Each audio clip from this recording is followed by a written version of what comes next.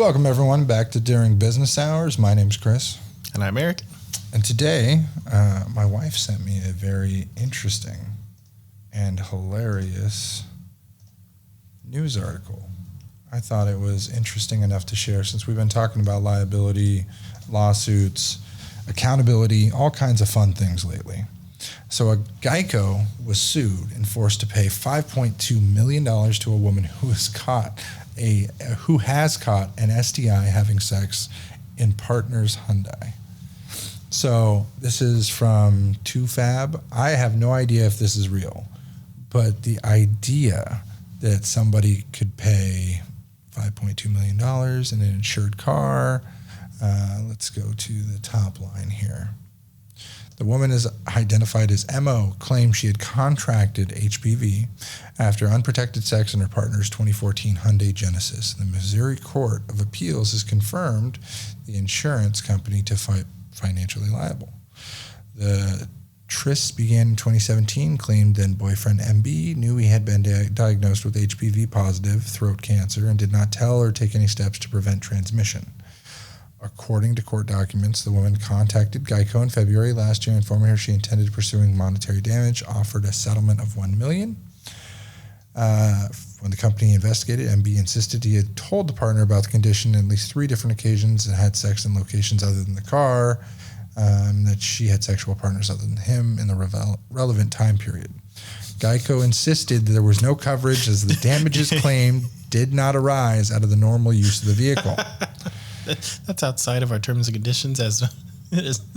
This sent a case to arbitration at Jackson County Circuit Court March 2021. An arbiter determined there was sexual activity in insured's automobile and the sexual activity directly caused or directly contributed to cause MO to be infected with HPV, awarded her $5.2 million, which was then free to pursue from her ex's insurance company. Geico attempted to have the ruling tossed out, claiming it only found out about the arbitration afterwards and had no chance to defend its interests. But on Tuesday, a 3-judge panel at Missouri Court of Appeals ruled that the judgment was valid and the company is liable for all the damages. Both MO and MB have fought to keep their full names out of the court proceedings. Throughout the October, magistrate judge denied this request. Although this case involves details highly sensitive and personal nature, name alleged transmissions of HPV via 2 adults or voluntary had unprotected sex. This is not unusual in today's standards, wrote Judge Angel D. Mitchell. He said the only harm the formal couple had proven that they would suffer by the disclosure of their names was embarrassment. Any remaining privacy interests and movements had not outweighed the public's interest in open court proceedings, he wrote. Indeed, the details of their relationships are less private in the context of nature of the case in which the defendants assert coverage claims that present novel and arguably important legal issues that will likely become of interest to other insurance companies and insureds. The judge did, however, allow them to remain temporarily anonymous until the separate jurisdiction appeal had been resolved. After that, Geico had 7 calendar days in which it must fully identify the pair. So now, with that, do you find Geico should have been liable for an insured paying for insurance just in case there is any accident or any ill-gotten problems while he is in control of that motor vehicle? If he had comprehensive insurance as well, it's up to $1 million for some certain comprehensive insurance. Do you find that Geico should have been held liable? I feel like if their insurance policy allowed them to be liable for this, they need to really change their wording, because unprotected sex in the back of a car definitely has nothing to do with the operation of the vehicle. I am on the opposite spectrum. That's because you want to get $5.2 million. No, you can say that. I find insurance to be one of the best benefits. Should you be, if you catch HPV in your friend's house, should they be financially liable? They have homeowners insurance? If they have for this scenario, they have homeowners insurance. So if I catch a cold that causes me to lose a foot from lack of circulation, from something they fed me or their child knew to have some COVID, if I caught COVID and I had only interacted with this one family in their house, am I able to claim it on their insurance if I have no medical? I don't know. If they Sounds knowingly complicated. held that their family had COVID from me and got me sick with COVID. If in this situation you could prove you've only interacted with them and it could be proven that they had contracted COVID willingly, non-disclose that to you and still invited you over, that would be gross neglect, and then that would get you. But that's what they're insuring against, right? So But- the driver insured against any neglect he had to harm another person or property. And what they're saying is that he harmed another person and their futures. I feel like she should sue him, and then She tried. yeah, I don't. But then it was, okay, well, he's insured. Let's try and go after the insurance. If they had sex for the first time in that car, I understand. If not, you can't say you didn't catch it in the car, But if he was Geico covered like across all avenues, Yeah. this blew my mind, because that would mean my liability or general liability for the store. There's a million other things, like people could catch a cold in there. What happens if I catch an STD in your store? Exactly. All the glass little bits. What if that's from hypothetically, a customer has AIDS. They bleed on their iPad. And then it gets, boom, stuck into your finger. AIDS. Liable. My insurance is liable. 100%. That's also not, because that's kind of a good point, because then that's why you have the insurance, so they have to take the hit for that, not you. That's the idea, right? Yeah. That's what you protect yourself for. Because why would you have homeowners insurance if nobody's ever home? You have to have it on a property just in case Yeah. somebody gets hurt in any way. Now, it's really stupid that this is the precedent it sets. Yeah. I caught HPV, and he was my only partner, and the first time I caught it, even though you can't prove it, is in the car. The Hyundai Genesis. Talk about a Genesis. What is I want to know. Origin or mode of formation of something. So there was a Genesis inside the Genesis that night. Absolutely. It was the formation of her HPV. Yeah. It's not It's in a- good taste. Sorry. They haven't been the same since COVID.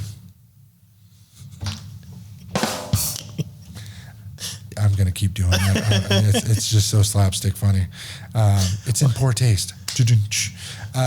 Basically, the whole idea is this, in the future, people always cite different legal cases as a precedent for a judgment that was made in the idea of, hey, somebody's been through this before, a judge has already found guilty or facts through X, Y, and Z.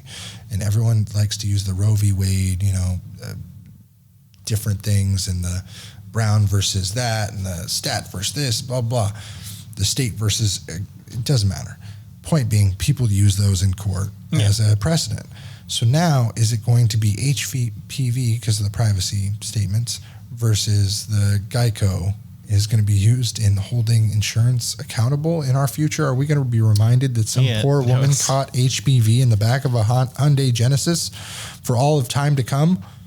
Anytime that insurance is going to be held liable for something?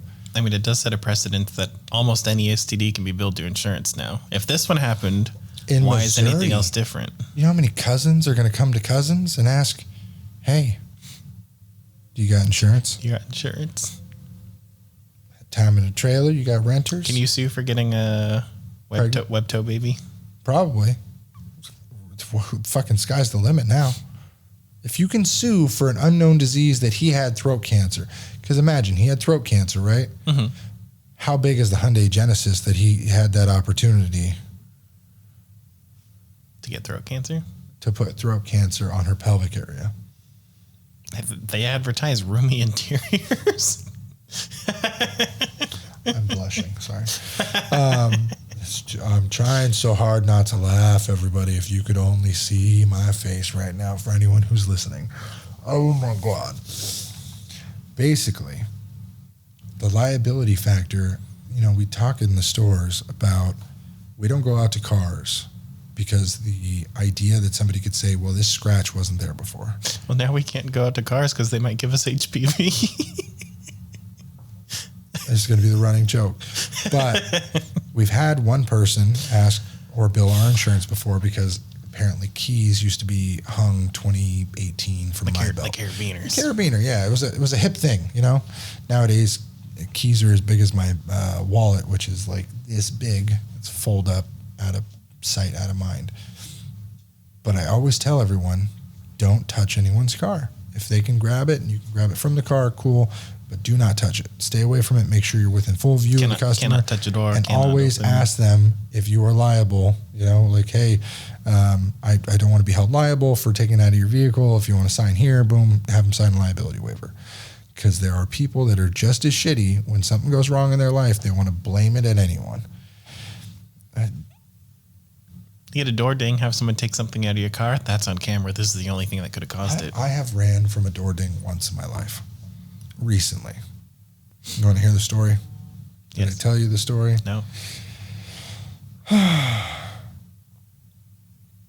So my daughter, my son, my wife, and myself all went out for somebody's birthday on her side.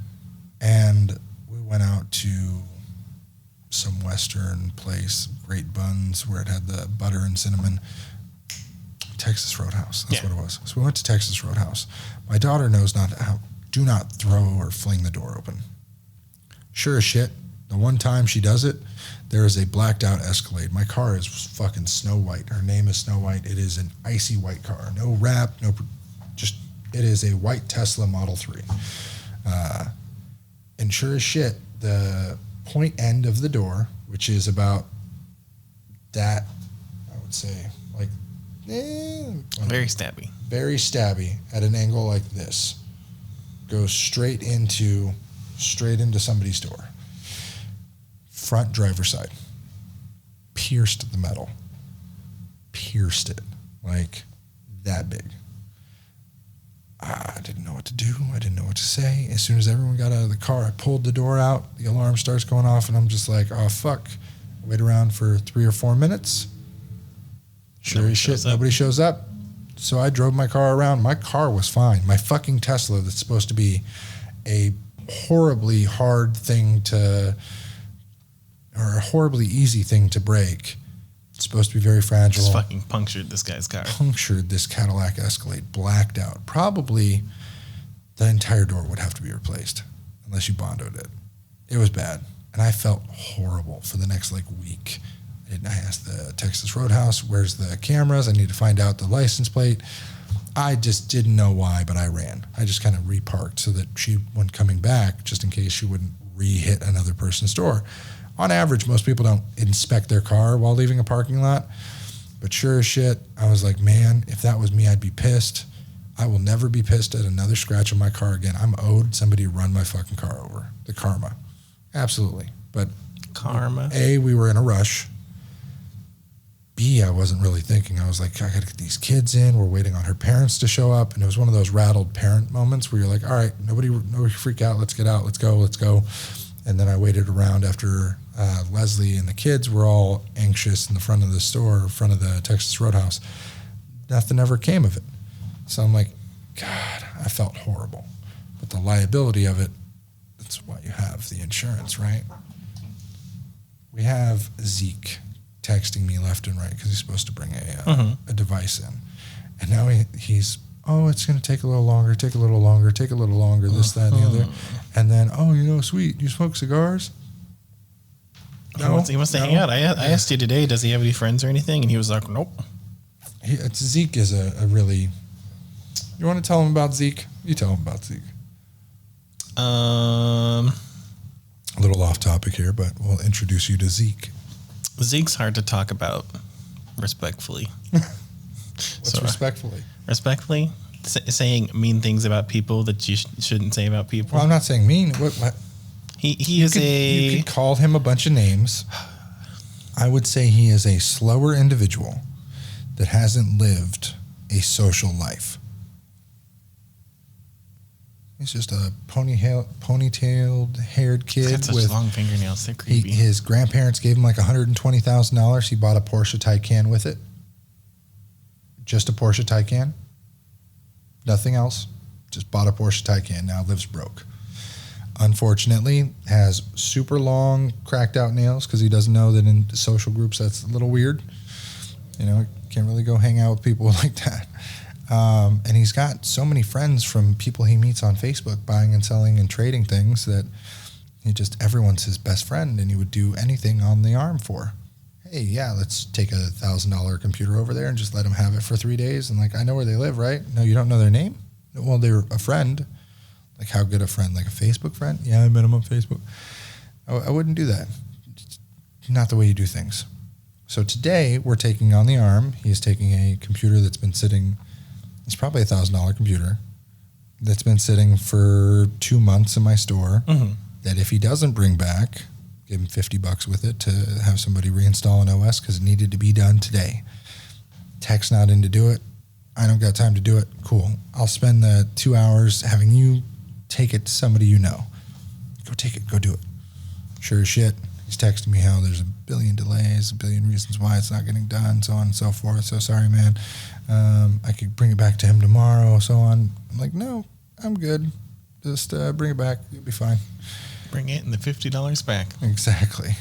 It's really hilarious that I called this happening, and then sure as shit, it's happening. It's happening. But that's the liability of it. That's why I was like, I can write this off or say that he stole it, so on and so forth, and we'll be fine. But it's not that he's a bad guy. He's just a he has not lived socially. I feel like I'm not properly socialized and he is not properly socialized. You just judge a book by its cover too often. I judge a book and I laugh at it and then I peel back some layers. I mean, I've seen his browser history, so okay. I got plenty of layers. He's brought it, yeah. There's privacy concerns there. We don't talk about what we find, but too often there are crazy. That just leads me into a whole people leave it topic. Open. We don't want to look at it. We see it. The one person who told me that it was fine for me to see his stash. Sorry, my ear's getting hot. Was a customer with an iPad. It was like, oh yeah, just look at this file on the homepage. Opens it up, shows it to me. The most disgusting man at 60. I don't know why some older gentlemen, when they're beyond their give a shit days, have this idea that, oh, I found porn. It's cool to share. It's not. Porn is a personal thing. You handle it behind closed doors like any normal person. There's Discords for porn sharing if you really want to. I don't understand why there's even there. that. There shouldn't even be that. It's your intimate life should be your intimate life. I'm a little old school with it. Keep what you like private from people you don't know. You know what I mean? Like buddies talk about it. Hey, you found this, you did that, great. Enjoy. Fist bump, bing. Random person you go into a store with that you're just like, hey, here's my life's collection of pornographic material digitized over 30 years. The fuck, man? The fuck? Zeke is one of those people, but he's only like 20 years old, where it seems like that's the idea. Like he gives out all his information. I'm such a nice guy. Why would anyone ever try to screw me over?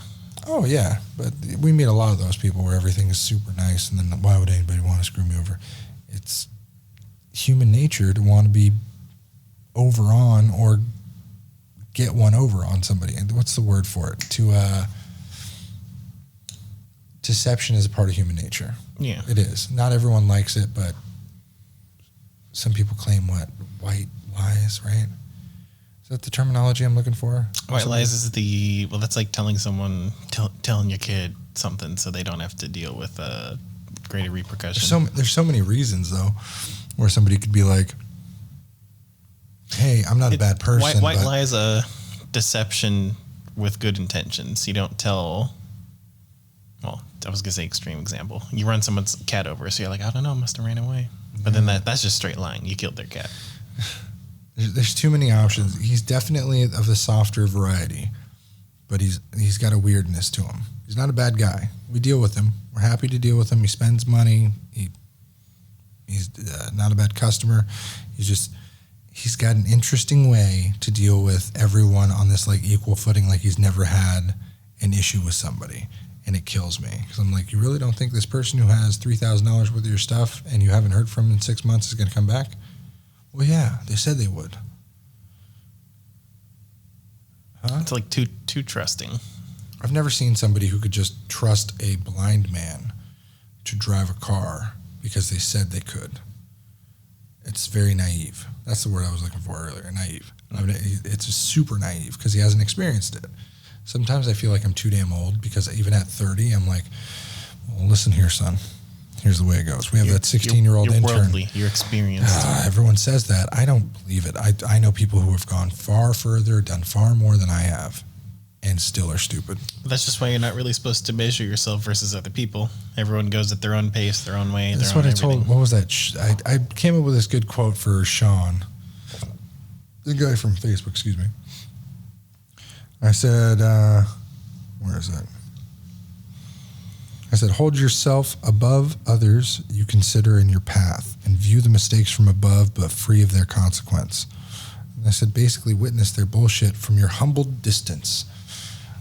I sit back and listen for all the pings from Facebook and Instagram and all the drama going on, not because I'm like, oh, I don't want to be a part of it. It's more like I give two shits about it and it's more entertainment. Same way Netflix notifies me when there's a new season of Ozark out. It'll give me a trailer, then it'll give me the reminder, then it'll say, have you watched it yet? Would you like to rate it? And it does that all at once. I don't fucking know why, but it goes, ding, ding, ding. I'm like, oh, there's entertainment. It's the same way. Cool.